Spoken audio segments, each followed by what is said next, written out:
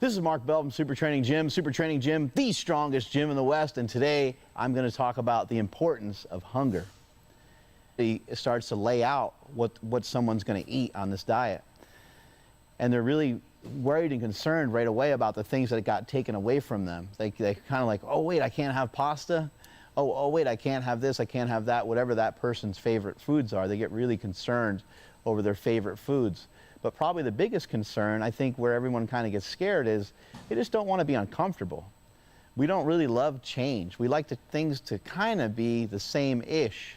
We don't want things to be too different. And so the way that we keep things the same is we sweep a lot of our problems under the rug and we try to go through every single day and just pretend the problem will eventually go away. But the problem won't go away. You have a body weight issue. You have come to recognize it. That's why you're watching this video right now. And hunger is going to have to become your friend. You're going to have to get used to being hungry. And I'm not talking about starving. I'm talking about just you need to get used to having some hunger. Now, if you're 300 pounds and you're trying to work your way down from 300 pounds, you've been really heavy for several years, odds are to lose 30 pounds, to lose 10% of your body weight or something like that, you might not have to be very hungry. And if you've had really, really bad habits with your nutrition, then you may not have to go through the type of hunger that I'm talking about. But for the most part, I think that we should flip the script on hunger. And we should view hunger as being healthy. Hunger is a good sign that you're healing. Hunger is a good sign that your body is kind of cleared out of everything. And it's a good sign that you're in tune with your body. It's good that your body recognizes, hey, we need some damn fuel over here. We need some damn energy.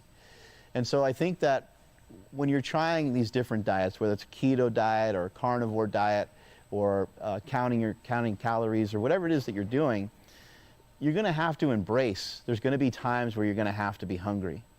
Part of the reason why is you're taking in less energy than you used to. You have less energy than you used to have. And on top of that, you might be exercising more.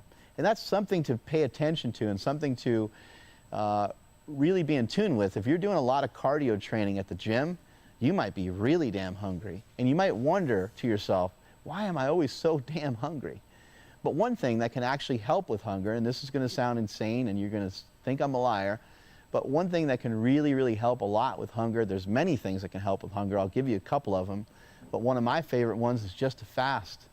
It is so unbelievable to me and so crazy to me that just simply not eating is a better choice than being hungry and be left to your own devices on how you're going to decide to eat something healthy. Because you're probably not. You're probably going to overeat as well when you do get the opportunity to eat. I'm not talking about fasting forever. I'm talking about intermittent fasting. Utilizing, an 18-hour fast, a 16-hour fast, something like that. But once you start to learn to deal with hunger, it becomes easier and easier and easier to deal with. Something you should also know about hunger is you don't become any more hungry to a certain extent. I'm sure if you went on for days and days, maybe you would. But in my experience, just times where I've eaten breakfast and then 4 or 5 hours later I turn to my friend and I say, I'm starving, I need to get some food. I know you've all been there. You felt like that before, right? You don't get any hungrier than that. And I've done 72-hour fast, 48-hour fast and things like that.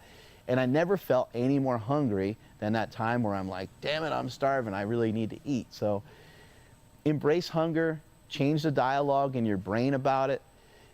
Try to change some of the dialogue in your brain about how you feel you have to eat. I know for myself, I would never leave the house without food all the time. And this is, healthy and unhealthy, whether I was 330 pounds or whether I'm, 240 pounds like I am now. I always made a choice of like, oh man, I need these foods with me.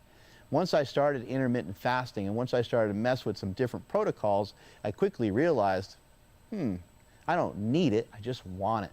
And it actually helped me to avoid mindless eating. How many of you eat while you're cooking? Right? You're cooking something up on the barbecue and you take a couple chunks, take a couple pieces, or you're eating some cheese and stuff like that as you're preparing something else. We do a lot of mindless eating. We have a tendency to do it every time we sit in front of a screen. You might be doing it right now. Put that food down. Other things that can help with hunger are things like tea, coffee. I'm not a fan of drinking tons and tons of coffee, but if you have to drink it here and there to suppress the appetite, that will work really well. A 10-minute walk is a great thing to preoccupy. Just occupy your mind with something else. Try to do some work. Try to do a hobby. Try to do something to get you past it. Here's a challenge for all of you people out there. Try to go see a movie. I know. Try to go see a movie and drink nothing but water. Like, go to the movie theater. And you're thinking to yourself, why would I ever do that? It's going to be a miserable experience. But I can assure you, you're going to be just fine. You're going to have a great experience. You're going to watch the movie the same way you always have. Just when the movie's over, you're going to thank me because you didn't eat a bunch of crap. I get headaches if I don't eat. That's what the internet's going to say. Hey, you know what? You got to tough it out. Tough shit. Sometimes things are going to hurt. And if you want to make a change and you want to try to be better than you were yesterday, you're going to have to make a commitment. Now, I'm also, when I'm talking about hunger and I'm talking about intermittent fasting, I'm not talking about you wiping out nutrient-dense foods that will help carry us through if we're going to try some fasting. Fasting will actually be easier if you're not eating a bunch of junk. Fasting will be easier if your body already has a lot of the nutrients in the system. And also, on top of that, in regards to fasting and in regards to hunger, you're going to want to also make sure that your sodium and potassium, making sure you're getting sodium and potassium when it is time to eat, and maybe even throwing a little bit of salt in your water might help you and might help prevent you from getting a headache.